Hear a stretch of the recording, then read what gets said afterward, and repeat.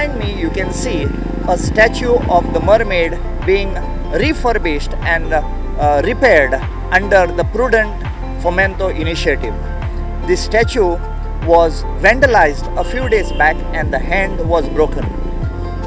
This statue and this garden possibly came up in the year 1952 when the navigation building that was opposite here and which is to ferry a lot of people from here to different parts of Bardez and to the hinterlands was renovated, and this garden may have been done up at that particular time based on an inspiration of the mermaid that is at Institute Menezes Braganza and made for the benefit of the people to wait till the launch came.